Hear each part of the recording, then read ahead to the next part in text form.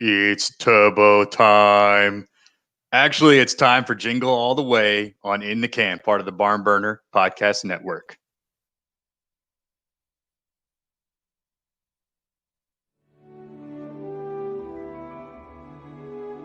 Every holiday season, there's one toy everyone has to have. I want the Turbo Man action figure with the arms and legs that move, and the rocket roaring jetpack, and the boomerang shooter. Getting it is every child's dream. Whoever doesn't can be a real loser. Finding it You got the doll, right? is this father's nightmare. I'll get that toy. I promise. Whoa! Nothing like waiting until the last minute, Howard, sir. Especially on Christmas Eve. Turbo Man, you're mine! They're all gone. These two are looking for a Turbo Man. Where's your Christmas spirit? The last one just left. Now, it's two fathers, This is war. one mission, Oh, poor baby. and every man for himself. I'm thinking maybe, we could join up as a team. Like Starsky and Hutch. We're on late delivery of Turbo Man at Toy Works. Let's go. Is there a problem, officer? You can never do too much to make a child's Christmas magical. Hey, buddy.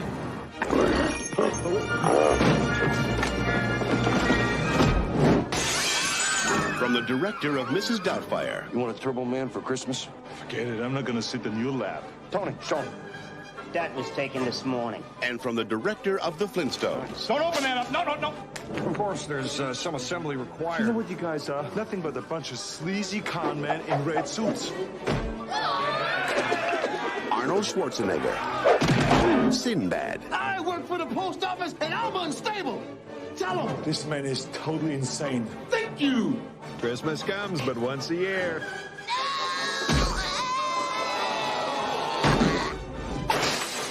Jingle All the Way. You picked the wrong day. All right, it is the middle of December. We're approaching Christmas. We figured we'd do a Christmas movie. I'm drinking delicious hot chocolate right now, feeling good. Welcome to another episode of In the Can. This is a TV/film podcast on the Barn Burner Podcast Network, only at the-barnburner.com, which is a tremendous website if you haven't checked it out.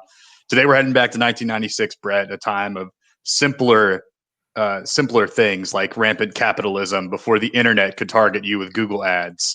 And we're, of course, talking Arnold Schwarzenegger's Jingle All the Way. Brett, you're a father. You have a son. If your son wanted the Turbo Man and the internet wasn't the thing, would you embark on a quest similar to Arnold in this movie? No, not a chance in hell. Okay, so you don't love your son then? No, as a responsible, loving father, I would have had the Turbo Man doll months in advance. Oh, understood. So you would have been like the neighbor. You would have been Ted in this situation. Yeah, yep. Also, because I don't work as hard as Arnold and don't have a business to maintain and family to take care of and all that, I let my wife do that. So You're my I number just one had months and customer. months. Does your wife do that? You're my number one customer line into the phone all day? That'd be awesome. Mhm. Good. Mhm. All right. This movie, workaholic Howard Langston, played by Schwarzenegger, and stressed out postal worker Myron Larrabee, played by Sinbad. Love single name people. Both desperately trying to purchase a Turbo Man action figure for their respective sons in a last minute shopping spree on Christmas Eve. It is the first installment of the Jingle All the Way film series, of which there is only one other movie, but that was in the Wikipedia page, which I loved. I love the notion of the Jingle All the Way extended universe, the GAWCU, as it were. J.A. Yeah, we knew what you were saying though. Yeah. What do you got? It's time for a Nebraska fact. We're doing it early in the podcast this time. Usually it comes in the middle or the late. I like to keep people waiting. But Nebraska fact, Jingle All the Way 2, main character is, of course, Larry the Cable Guy from Nebraska. So, of course, all things slightly toilet humored come from the middle of Nebraska. So there's our fun Nebraska fact for this episode. You heard it here, listeners. That you didn't know you were going to be getting Nebraska trivia either. That's what this is about here.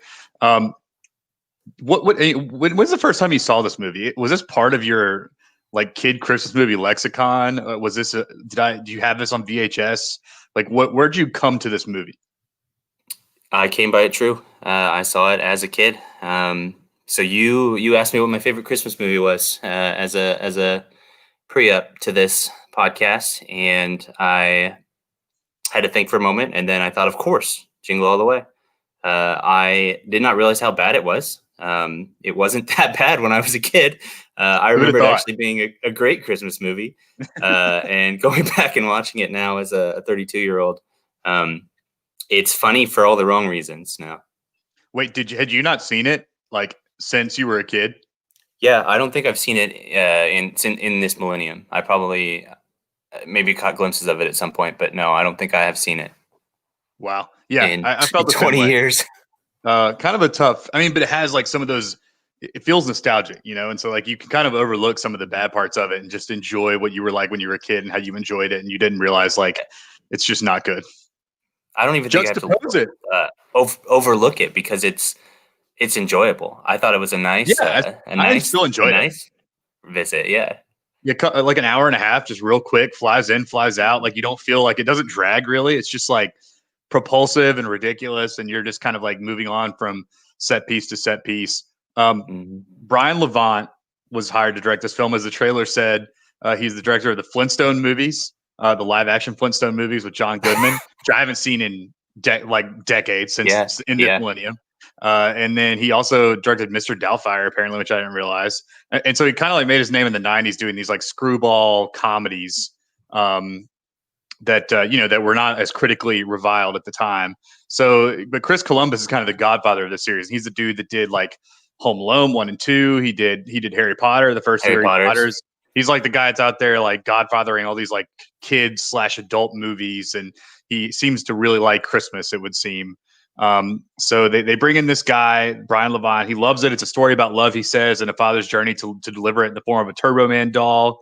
He got the whole element of that. The funny part is that Columbus viewed this as like a satire on capitalism, basically, and commercialism at Christmas. But the director thought it was just like a sweet story about a dad. So I think like there's some tonal shit going on where like it doesn't really know whether it's like an action comedy or like a classic feel good Christmas type drama with a message. It doesn't really know what it's doing, and it's kind of part of the problem. I think when you're a kid, you don't give a fuck. Like you're just like laughing at it and like thinking it's funny that he punches the puppet reindeer in the face and all that. And that's great, and it's still great. But the film was written by Randy Kornfield, and then Columbus rewrote the script to emphasize those commercialization elements. And then the project was picked up by 20th Century Fox. Schwarzenegger at the time was tapped to do the Planet of the Apes movie. Do you remember that, the remake that actually ended up being, I think, with Wahlberg? Wahlberg, yeah. So Schwarzenegger was originally. I didn't realize that was this old. Yeah, and it was in development hell forever, and so Schwarzenegger finally freed up to play the character of Howard Langston in this movie. Hadn't really done too much of like straight comedy. He'd done some of the action comedy things like Twins and all that, but they originally wanted Joe Pesci as Myron. And which is essentially trying to recapitalize on the Home Alone shit. Like, because I mean, Chris Columbus is a Pesci head from Home Alone, and but they decided to cast Sinbad because Sinbad was taller. So we see some heightism here, which it happens to us medium-sized guys. I like that. I like that Sinbad gets to look down on him because otherwise he's a little too intimidating. That you don't want to mess with the howitzer if you're Joe Pesci size. You definitely got to be looking down on him from a Sinbad angle. It's it's always like if Joe Pesci was in this, you'd truly think there was some shit about to go down in any of like the fake violence scenes where he's like threatening a bomb. Like you're like, wait a minute, I saw this guy commit heinous acts in Goodfellas like 6 years ago, and that's kind of the Home Alone thing too. But it kind of worked in that. Filmed in Minneapolis, one of the first like big productions there. Shot at the Mall of America. It was shot on location in April, but it's still so cold as hell up there that they could mimic Christmas, even though it was like entering spring. Yeah, and they didn't even have. It wasn't those situations where they had to dress it up, and everyone was just real hot as hell wearing cold stuff. It was truly still cold because they had such a long winter. I bet that was fake snow on the ground though outside their houses.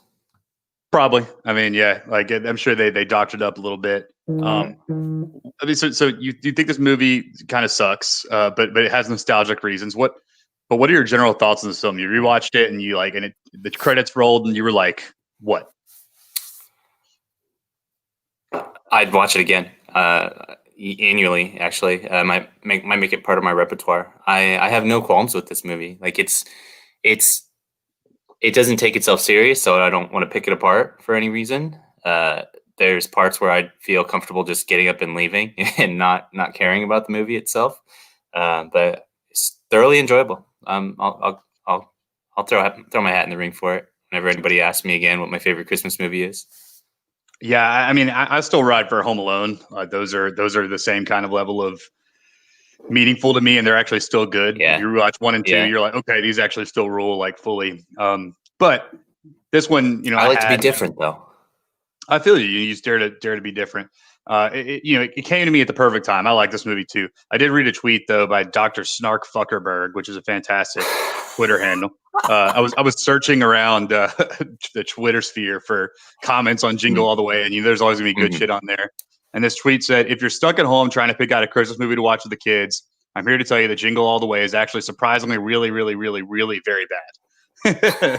And I was like, yeah, actually, like that checks out. And I kind of feel that way too, but it's like, but you're still going to watch it. And, you might realize it's bad, but your kids will probably have a rollicking good time. And that's kind of what the whole point of it is. It doesn't offend me. It's so bad. And it's not to that level where it's boring, that it's bad, but boring, but not so bad that it's funny. It's just like, I don't know. It's still entertaining. Mm-hmm. What do you think if Schwarzenegger was recast though? If I was in charge of this production, Schwarzenegger paid $20 million to star in this movie, which is like, I don't know if you know about like actor salaries. That's asinine amount of money for like a mid-budget Christmas comedy. And it is that's like what DiCaprio gets now. Like when they want him to be in something, they're like, we'll give you 20 million. That's like his going rate. Like it's like directly fueled his governor campaign for California immediately after this. They gave him some walking around money. It's insane, like that amount of money to get paid to do something like this. I mean, that had to have been half the budget. I mean, really, it's like a $40-50 million like action comedy Christmas movie. There's no way that would happen nowadays. I know that's the classic thing is that, the TV and Marvel movies have changed what we view things to be. But for example, Chris Evans was paid $1 million on the first Captain America. The first one. Yeah. And Downey was paid like $2 million for the first Iron Man. He made like 40 for Infinity War once he realized he was necessary. But that's still, it's those are like $300 million. How much did Terrence Howard make? Not enough for the second one, because then they're like, we're canning your ass for Cheadle. He made the most actually on that movie because he was like the known figure from Hustle and Flow. Yeah. So quick Google trivia. This film was inspired by real life Christmas toy sellouts for items such as Cabbage Patch Kids and the Power Rangers toys when that show first came out. It was released the same year, ironically, that the Tickle Me Elmo craze happened. The Christmas of 1996, which was unintentional. Do you I remember that. And I remember at the time, I was a 7-year-old lad. I didn't get Tickle Me Elmo. That I didn't care about it. Maybe I was a little too old, but also like I thought it was creepy even then. But looking back on it now, it's like very creepy. Like that doll exists and that it like requests that you tickle at certain places and like basically orgasms. Like, oh yes, absolutely. Yeah, weird.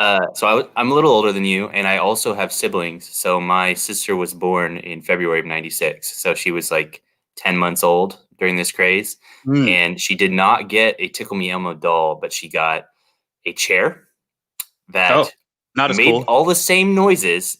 Not as cool, 10 times pervier, because it would be like, sit on me. Sit on my face. Yeah. It was terrible. Yeah.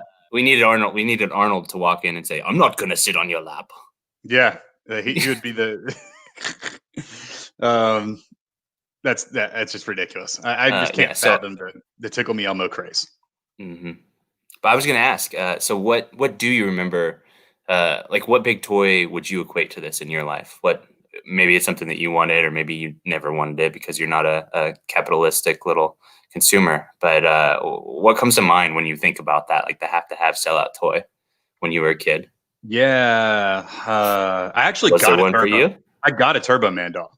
I had to have been around then too, like around probably that Christmas. They obviously capitalized on the movie itself and made the doll. I had one. I didn't know that was a thing. Yeah, I had this. It was the same size as the one and it came with the disc that you could shoot out of his arms, and it came with like the boomerang, which is stupid because like you can't make an action figure throw a boomerang and catch it, and it obviously doesn't. You just throw it, it hits the wall. And you're like, So that didn't work out as well as you would have hoped. But I don't think that was difficult to get. I didn't really have that thing. My parents got me a Furby when that was going on, but I didn't like specifically want it. They just found one and got it. N64, I think, was right around here, and that was really hard to get the first year. I didn't get it the first year, and I don't know whether my parents just couldn't afford it at the time or if they couldn't find one. But I mean, that was something that like was sold out. They didn't have enough copies of like the N64 and then Mario Kart and all the games that everyone wanted when it first came out. But what about you? Yeah, I think of like Tamagotchis and Pokemon cards and stuff like that. That's what comes to mind when I think about like the can't miss toy. The toy that I wanted the most, I think, when I was a kid, and it wasn't like sell out. I'm sure it was probably easy to find, but the Darth Maul double bladed lightsaber. I was like, I'd cut that, tear that out of every single magazine that I saw. Like, I'd throw it on the fridge. I'd throw it in my parents' bed. Like, just a casual reminder. Not to forget about it. Yeah. Hey, remember this thing that I really want? Like, that I told you about 7 minutes ago. That's like such a kid thing to do, but I feel that in my bones. I mean, I would make lists, like type it out, print it out, rank the things in order of like what I wanted them. Change the ink toner so that you made sure that it was crisp and black when the list came out. Yep. Yeah, print out like 5 or 6, kind of waste the ink a little bit, print out 5 or 6 lists and keep those strategically hidden throughout the house so mom couldn't forget. I got mine too. Santa delivered. I got the double-bladed lightsaber. Oh, good. Unfortunately, as I said, I had a little sister, and this was a couple years later, so I wasn't like hitting a baby with it. I was hitting a toddler with it. Yeah, that's okay. So I was beating her like a training droid, and my dad didn't like that, so he literally snapped it in half and threw it in the trash. Did not have it for very long. Yeah. Well, then that's when you get the other half out, like in the movie, and you stab him in the chest, and you commit patricide. And then Mason, our boy Barn Burner Slim, says that he really wanted a Sega Dreamcast, and I mean I remember that being the hot system too, for sure. And it was like the graphics were better than like N64, Crazy Taxi. PlayStation. Yeah, Crazy Taxi. That. Yeah, there was a Sonic game for it. There was a basketball game, NBA Live, I think 2000 or something. And that's about it. That underrated was system. Yeah, underrated system. RP. I would say not. No. Yeah. Underrated. The developers thought it was underrated because they didn't make any games for it. They were heavily underrated. Yeah. Tough beat for Dreamcast. The original 2K, he says. Was yeah. That was good. Yeah, Sega 2K was the game. Yeah. Columbus. Did you get it, Mason? I don't think so. Let's see if he says later. At the 1996 Stinkers Bad Movie Awards, it was nominated for 3 awards: Worst Actor, Worst Supporting Actress, and Most Painfully Unfunny Comedy. That's an insane category. Most painfully unfunny comedy. Like, that's really tough. He did get the Sega Dreamcast. Checking back on our list. Yeah, all right, Mason. And his Santa was a G, he says. So congrats to Mason. 2000. Congrats to 10-year-old Mason in the year 2000. Brian Levant was nominated for the Razzie Award for Worst Director. That's a tough feat for our boy Brian. This is nominated a few other Razzies. Eventually, a sequel was made starring, as you know, Nebraska native Larry the Cable Guy. Miss Cable Guy really begat a really funny guy, I feel like. They were going to name the Turbo Man different names like the Turbo Guy, and Turbo, and just Turbo. And I feel like those aren't as good. I feel like Turbo Man's kind of where they landed, and that's where it should have been the least cheesy. Turbo and Booster. I think that kind of rolls off the tongue easier than Turbo Man. No one likes you. No one likes you, Booster. There's an after credit sequence that shows Liz being proud of Howard for doing the right thing, telling him he did a great job, got his for being a good dad that day, then asked him where her present is. Howard looks at the camera in shock. It was supposed to set up a sequel that never happened. Man. So yeah, just the things that could have been. Things that could have been. And any other things that you learned about this movie, or did you just like totally not research it? I will say, not a lot out there in the interweb. Way I think it sort of has been swept away into the ether of movies. No, I don't do the research like you do. I just have random ask questions. My RAQs. RAQs. Movie Critic Corner. I thought this was some pretty good, funny reviews for this. The BBC's Neil Smith criticized the film's script with a focus on the commercialization of Christmas, and he criticized Schwarzenegger's performance, calling him, saying he showed the quote, the comic timing of a dead moose. which is Jesus. what we call in Britain a burn. You know what I mean? Like that's Mm. tough. He singled out Hartman for praise. Chicago Tribune critic said that he thinks the characters act entirely illogically, particularly Howard. Howard Langston is supposed to be a successful mattress manufacturer, but the movie paints him as a hot-tempered buffoon without a simple idea in his head at every turn, which I hadn't thought about. Also didn't know he sold mattresses. Did you know that? Is that on the somewhere rewatch? in Yeah. there? I didn't even notice that. I was looking at the Christmas party. You my number one customer. He said, yeah, 250 mattresses. Yeah, we'll have them out. Yeah. Oh, okay. That's good. You dusted off your arm. I feel like you're doing well here. Yeah, thanks. So we might call on you to do some other lines. All right, let's move into the categories unless you have any other thoughts on Jingle All the Way.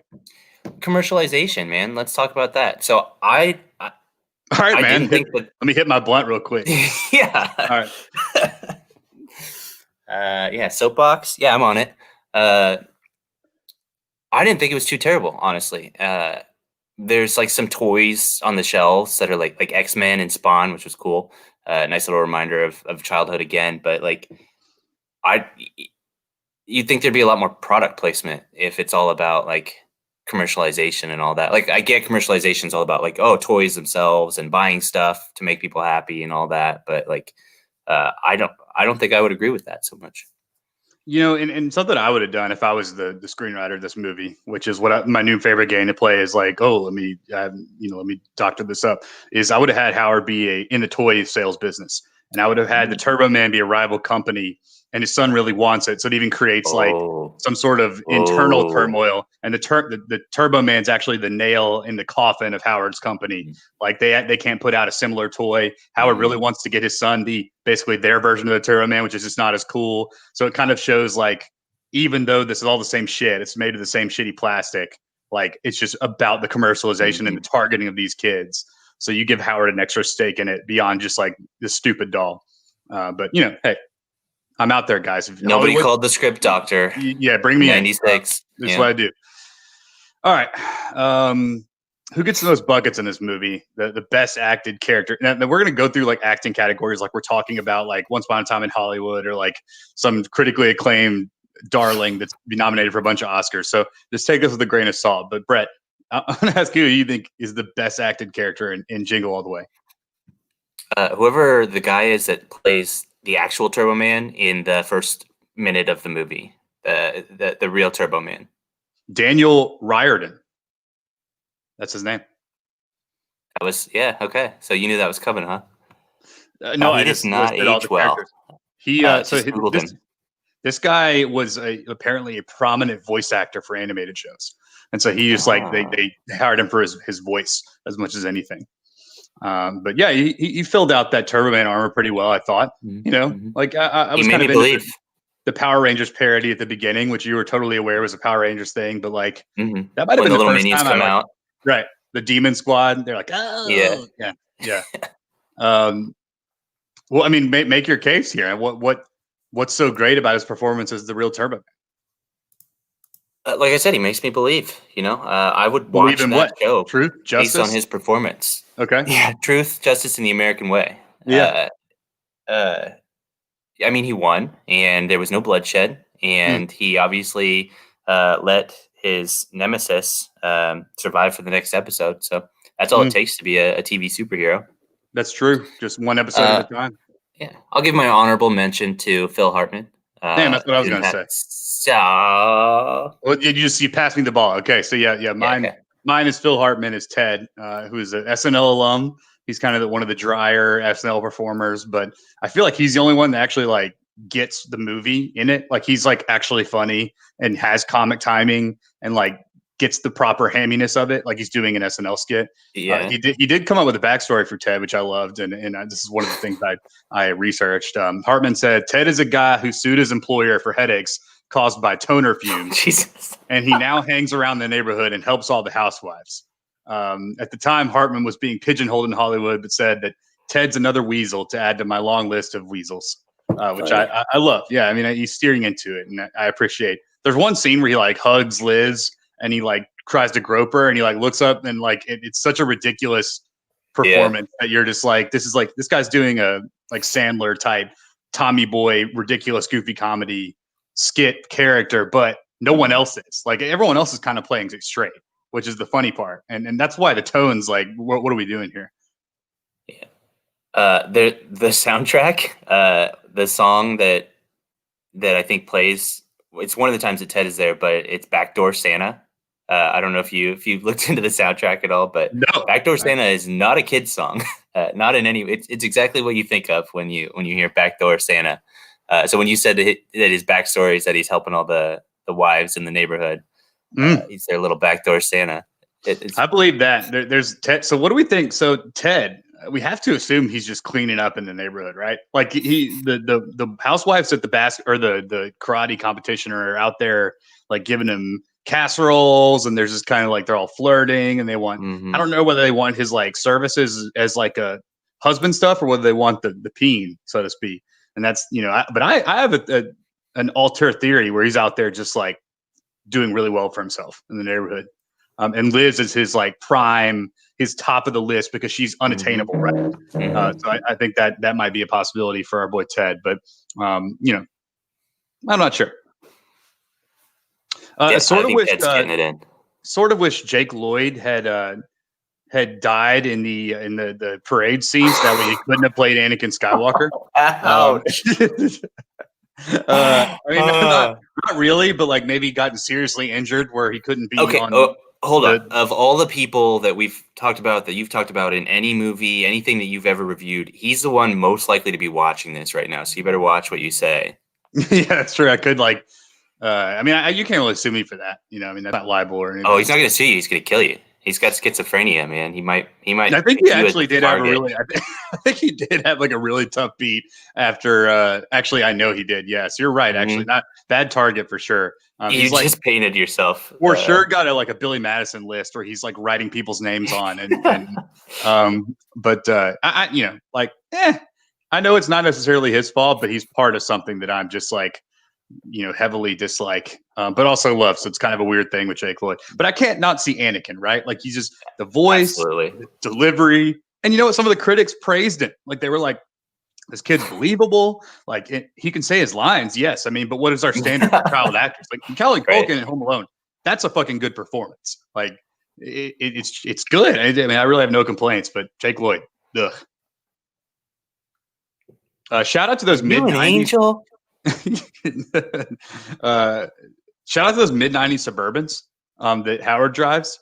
The green, yeah, like those in themselves take me to a time. Like if I see one of those, Tony Soprano actually drives one, and for the first like 3 or 4 seasons of The Sopranos. But I mean that is the '95 GMC. It's like there's something so classic about it. And I remember being in the third row of one in my friend's car, like my friend's parents' cars, and like stopping through McDonald's and getting a Happy Meal and just sitting happily in the back, losing like 3 or 4 fries underneath the third row seats. And then they look the exact same like a decade later when it's finally clean. When they sell it and you're there vacuuming it out for the first time. Right. This is basically the plot of the Santa Claus. I feel like there's the Tim Allen movie, not the dad son stuff. Like you got the workaholic dad who's like, not really present in the kid's life. The kid doesn't want anything but doesn't care for Christmas, spend time with his dad. Yeah, and the dad misinterprets that as like, I need to get him this stuff, but really he just wants his dad around. And it's like this kind of the dad slowly figuring it out. In Tim Allen's story, he goes and becomes Santa Claus literally, and then in Jingle All the Way, he goes and becomes the superhero literally. So it's like kind of the same plot a year later or 2 or 3 years later. Santa Claus, I feel like we might need to do. That's an underrated gem. That'd be my next pick. If you had said no, there's no way we're doing that horrible movie Jingle All the Way, then I would have went with the Santa Claus after that. Good to hear. How do we think that Arnold and Rita, or Liz and Howard met? Like how do those two people sold her a mattress, dude? That's easy. Okay, all right. He was the salesman on the floor. Client. Okay. Yeah, he didn't own the business at that time. This was like 7.5 years ago, I think.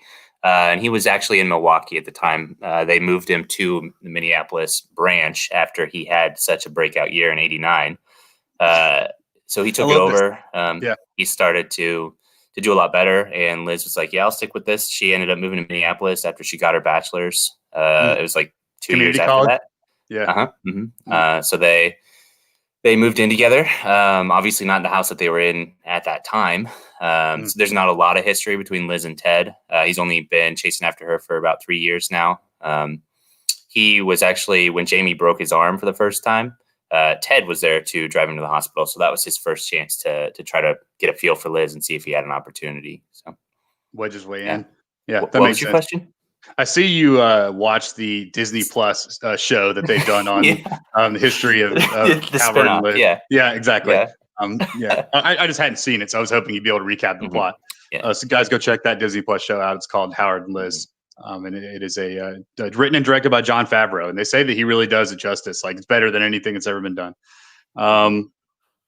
Six Man Slash terrible memories for me. And it's Six Man I do not support the Mandalorian. Okay, go on. Makes the most out of their role with limited screen time. I picked Chris Parnell. Shout out Chris Parnell, who I was like, oh my god, yeah. I feel like you're totally channeling it right there. That was very good. Yeah, I was trying. And he's like, it's only the hottest toy. He does like moving.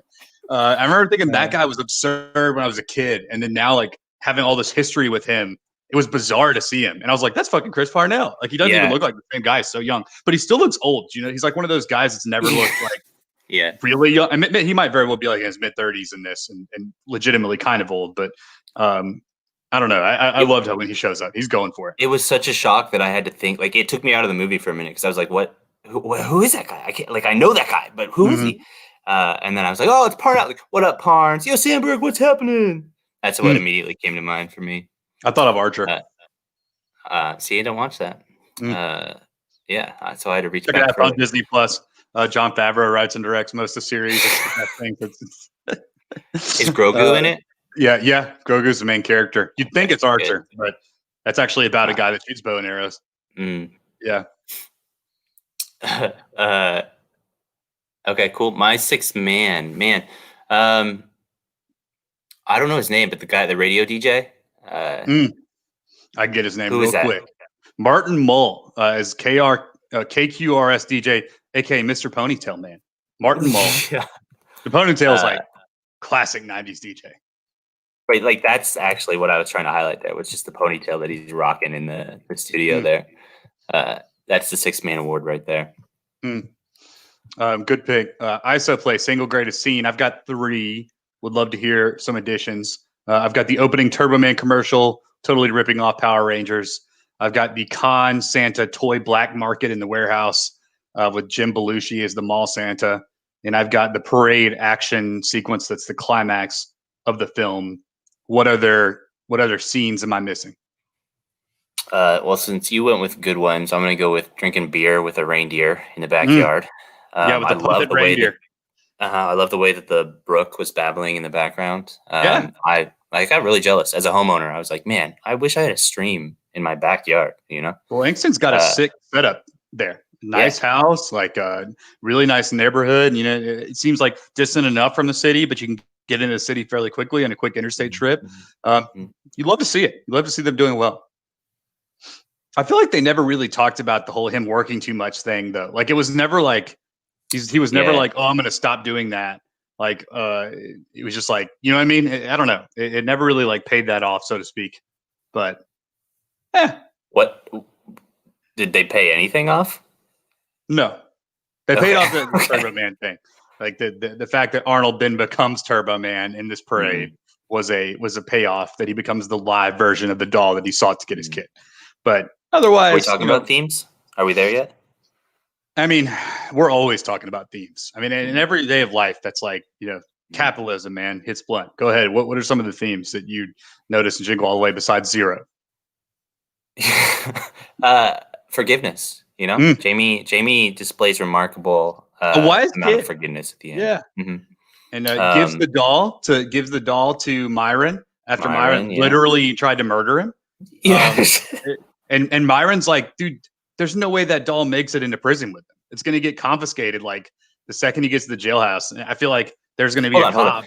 Is Myron going to prison because Arnold was chased by a cop the entire movie, and then the cop just like, after when he realizes that he's standing in front of the guy that he hates with a passion, he's just like, So I don't think Myron actually makes it into any jailhouse whatsoever. I think the cops being drop let him off out. in the country somewhere. Maybe so. Yeah. Yeah. They drove him off in like the middle of They're like, it's Minnesota. Christmas. I don't want to do any area. paperwork.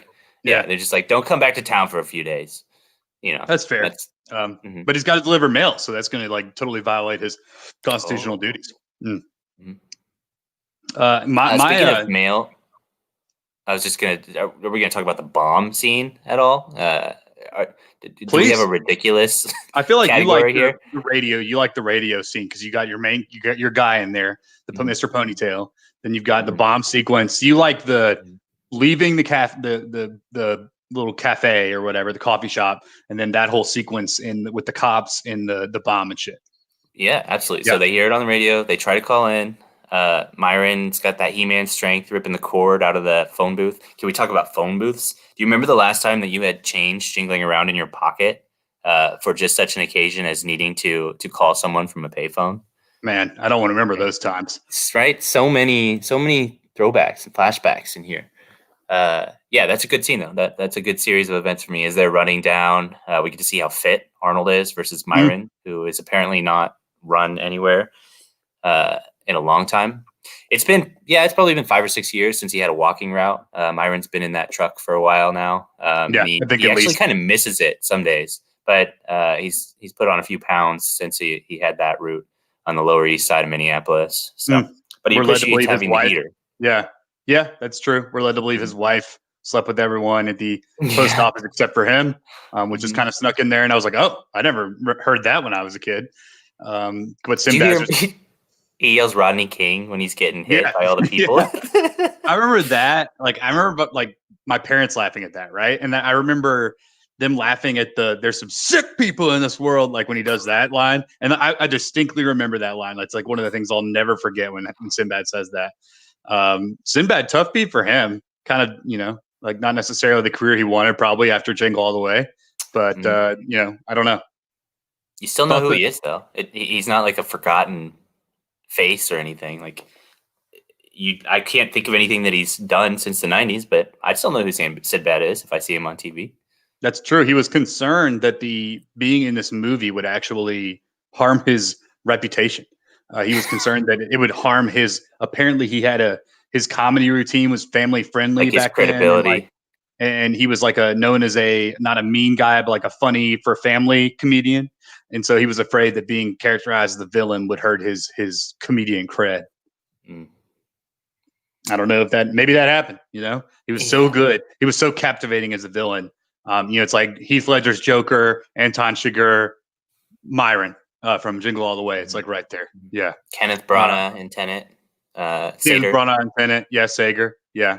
I feel like you're a Tenet head now, but beyond that. Oh my God. Yeah. Yeah. All right. Most quotable quote. It's turbo time is probably kind of the thing. That if you remember anything, there's some sick people in this world. By Sinbad, by Myron Larrabee. I've got the Mr. Ponytail reaction where Myron says, "Mr. Ponytail, man, I know you're kind. You're the kind that puts trash in front of the mailbox, so I have to get out of my Jeep, don't you?" And he said, "No, not true. I recycle." And then Howard said, "Shut up." And Myron says, "That's right, shut up." And it's that was a funny little something going on there. Some actual some levity. I don't know any other quotes here. Myron goes on his rant about capitalism, basically, and how he went to junior college for a semester and totally understands it. He has the best rants in the movie for sure. It's all improvised too. All of Sinbad's dialogue's improvised, and apparently Arnold's responses are improvised, and that makes sense because he doesn't really say anything in response. Yeah, because there's nothing. There's no actual. He's just him going. Yeah, he's probably trying to understand what the fuck he's saying. I like when he's Turbo Man. He's like, "This is cool." I like when he punches a rainbow. He's like, "You picked the wrong day to mess with me." He's fucking clocks the reindeer. That's good. When he goes, "I'm not a pervert. I just was chasing the ball." Yeah. And then when Myron's running off, he says, "He got two. He got two." Like that. Yeah, they're all great. What was? Oh God, I lost mine. Oh, it's when Ted says you can't bench press your way out of this one. and then walks haughtily steams off. He's been waiting years to deliver that line. He's had that one to in the old hopper. Howitzer. For sure. Yep. Yeah. Sees that as his entrance to Liz. Down with the eggnog slapping the face. That's his turning point. Oh, yeah. Yeah. Oh, yeah. Definitely deserved it. There's everyone in this. I mean, there's the characters are all kind of like shitty. They're all kind of like trying to get something. And like the thing that I don't, and going back to Myron too, like I don't really understand, is his character supposed to be like the villain or comic relief or a partner for, he like goes through so many changes that you're not sure what to like expect from him. Is he the Loki of the but it's like Jingle All the Way universe?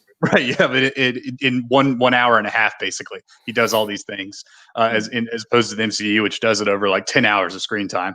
And I remember and this is funny, like even as a kid, I remember thinking like, well, am I supposed to like this guy, or like because I know he ends up being the villain at the end, do I like hate him from the beginning, but right now he seems cool, and right now they're working together, and like I remember even as a kid like being like, what's the point of this character? What's his like goal? What's he want? And I couldn't articulate any of that, but I remember being confused by what to think about him.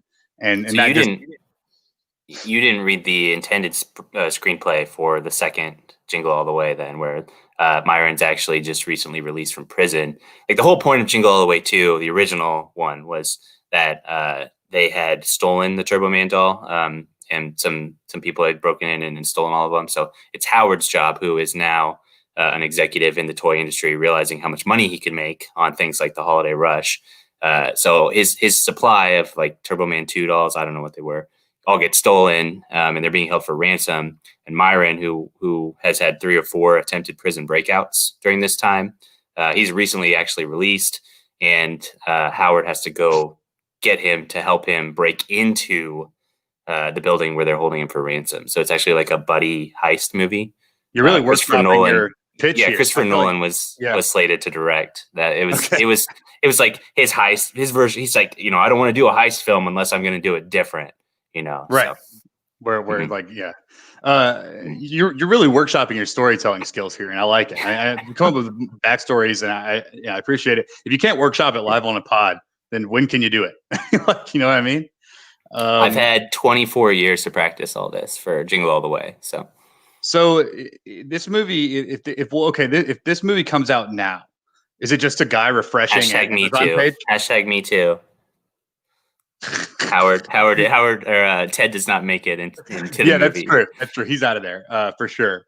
I don't even know what that character looks like now, but I mean, like, there's no running around. Part of me does miss the era where it was just about like putting boots on the ground. Like you're just like, you can't. It's like ticket sales now. Like all these ticket scalpers go on and use all these, like, hack into the system and buy all the tickets before people just waiting in line on the PS5 right now, right? Oh, PS5, it's resellers. Yeah. Everything is resale. There's nobody's getting it who actually wants to play the thing, and it sucks. Which is crazy. And so that's a perfect example of what this would be like now. And the answer is fucking awful. At least then it was like you waited in line for 5 hours and you either got it or you didn't, but like you were putting like your personal time. Half the crowd went home sick the next day, but it wasn't coronavirus, right?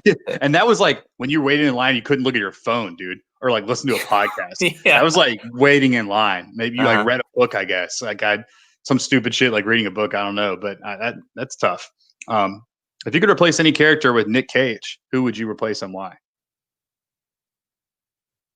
Do you have an answer?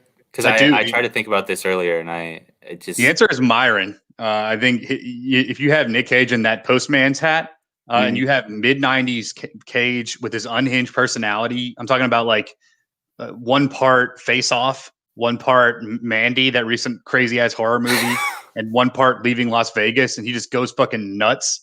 I think but I think Nick Cage has always been that. Does he have the Raising Arizona mustache? That's all I want to know. Yeah.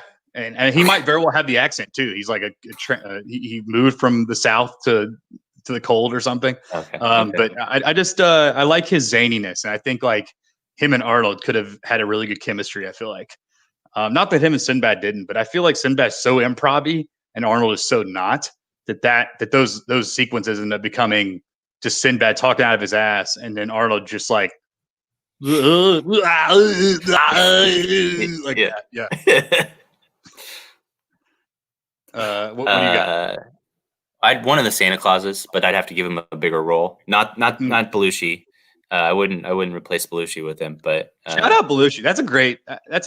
He's one of the best performances in the movie. If I'm being like truly honest, like the sleazy con man. Like all of his comments are funny. The beard under the beard, Santa Claus. Yeah. Like what do you like? You got a black beard underneath your white beard. Like he's got his like eyebrows are painted, and like I love the little man holds up the Polaroid photo like it's a hostage, like he's holding the Turbo Man. He's like, this was taken this morning. Like that's good shit. That whole sequence I think is probably the best. If that was the tone of the whole movie, those kind of like set pieces where it's like he enters this like shady underbelly of like aftermarket toy sales and all this stuff, and so that would have hit home even more if he was in the toy business. If he like gets to go to the assembly line and sees like how awful it is or something like that. I think that could have been a cool way in, but that's good. If Cage showed up in that scene, like and doing the karate or something, I mean, I'm fully in. Yeah. Okay. Yeah. So that'd be funny if at that one, if they had a post-credit scene where Myron is sitting in jail next to all the Santas, like in the little elves. There'd be some chance for some humor there, I think, for a little post-credit. There would be. Yeah, like he looks over and says, "What are you looking at?" or something like that. And I could see that would be all you needed for that comedy base right there. Rewatchability. Is this a buy on Blu-ray, a rent on Vudu or iTunes or however the fuck you watch it? I happen to catch on HBO or Stars or wherever it might be playing, or doubtful I'll see this again. I of course used to own it on VHS, but I'm talking about present day. What you would do. I would. This is a maybe I'll catch it on if it's streaming. But I do not think I will own this unless it's not 99 cents. I don't think I'd watch it if I saw it on network television or anything like that. I think there's got to be some commitment there. So I'm going to rent it annually and make sure that I get my money's worth. I feel like you should just buy it at that point. I mean, at some point it pay for itself, right? Yeah, but I might change my mind in 2 years, you know? No, that's true. Well, cool. Any other thoughts on Jingle All the Way? The delicious 90s action comedy / text coming through on a desk sound really loud. Yeah, sorry about that. No, you're good. Any other thoughts on Jingle All the Way before we adjourn and then have to do another Christmas movie before the end of the season? I just theme of forgiveness. It stuck with Arnold throughout his whole life after this. His daughter in real life actually wrote The Art of Forgiveness before she married Chris Pratt. So obviously he took what he learned in this movie and went home every single day and just was a great father to his children. So I just want everybody to know that. Yeah, I feel like you need to show Chris Pratt this movie, and then maybe he'll remember his kids with Anna Faris that he probably doesn't see so much anymore. But hey, you can't mess with him like that. I mean, it's not like he ruined anything recently. It's not like he was the worst actor in two of the biggest films of the last couple years. Any big franchises or anything like that. That's a good point. He didn't do that. Well, Merry Christmas, Brett. And nobody likes you, Booster. I don't have any comebacks. Good. I'll be back. Crossover, the most ambitious crossover in history. Coming next on In the Can. All right. Bye.